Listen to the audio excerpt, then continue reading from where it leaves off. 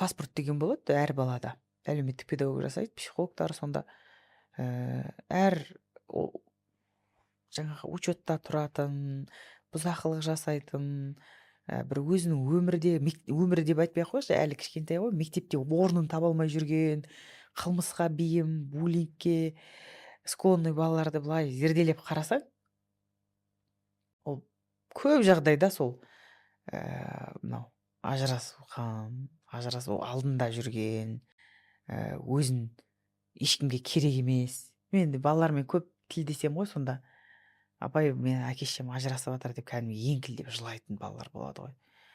Айтып отырмын ғой, шарасыздық жағдайда болады да. Енді мен директор ретінде ол ата ананы шақырып алып, неге ажырасасыңдар деп мен айта алмаймын, түсінесіз ба? Мен айта алмаймын. Мен тек осы блог арқылы тек әйелдер қауымына, әйелдерге деп те айтқым келмейді, өйткені ол екі жақты дүние да.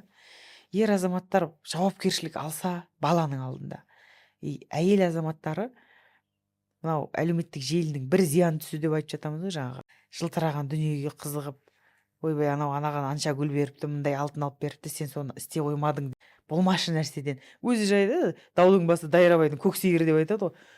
Болмашы нәрседен бір ушықтырып ажырасуға апаратын отбасыларға апармасыншы деген үндеу айтқым келеді. Бірақ екінші тұсы бар да.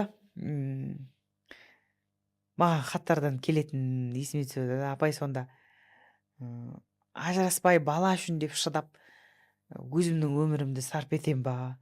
Сондай мүлдем ақша таппайтын, мүлдем жаңағы балаға қарамайтын, мұң солды жүретін, ұрып соғатын еркекке қаншақты төзе берудің де маңызы бар деген сияқты.